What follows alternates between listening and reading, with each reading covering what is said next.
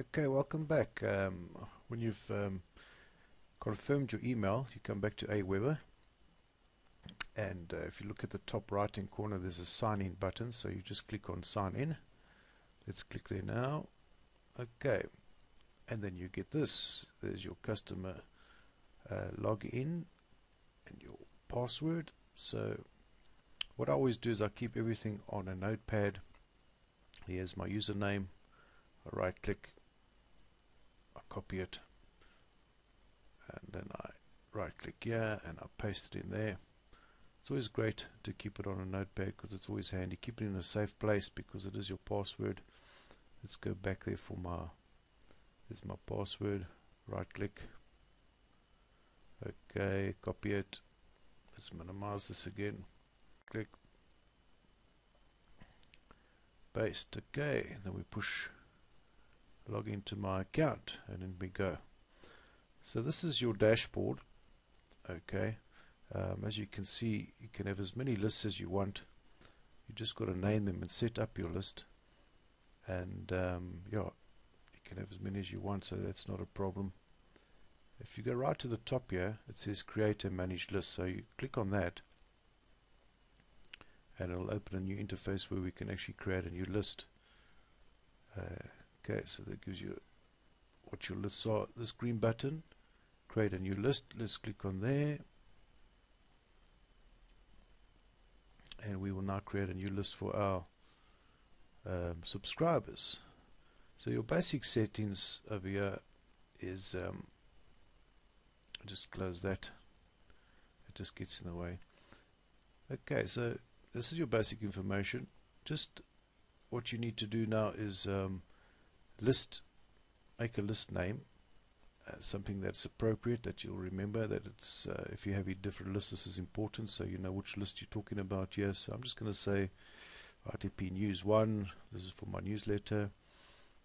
Okay, it'll evaluate and say yes if it's available or not.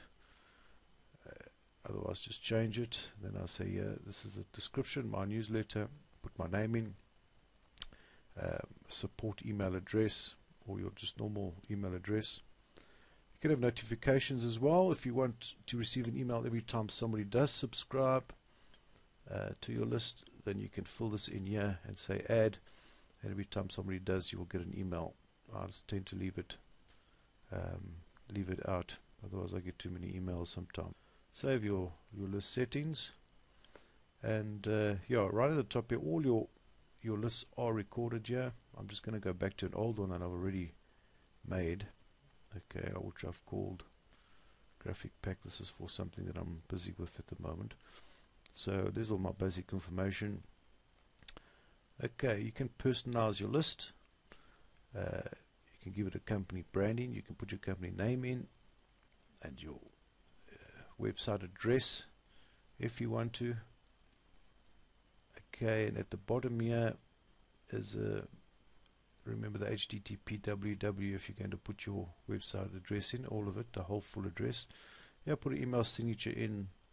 It's just sort of an ending paragraph. I'm just going to add something here. Your IMDiddleby team, just to make it more personal. You can share it if you want on social media. You can upload a logo.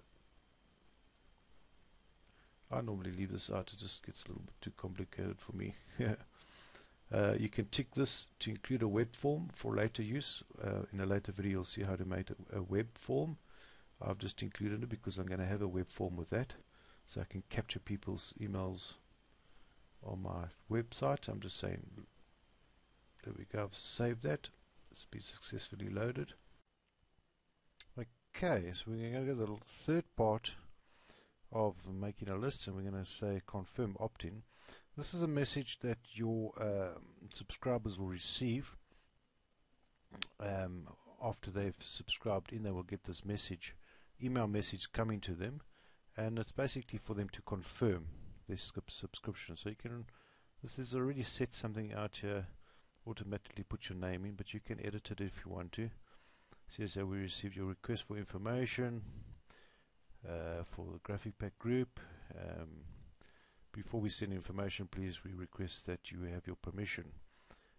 So I'm just going to put there hi, and I'm going to put a field in, which is your name. It'll say, hi John, we received your request for information, etc., etc. Please confirm. And this will help in minimizing your spam count, etc., so that when people do confirm, this becomes spam free, so there's no problem with sending them emails anymore. At the bottom you can just add in a bit of a signature. That's all you do.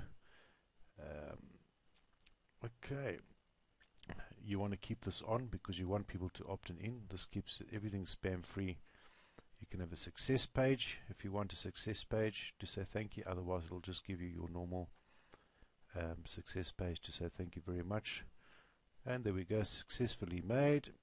And there we have it. You have set up a list and you are ready to go to the next step, which will be your messages, and that will be in the next video.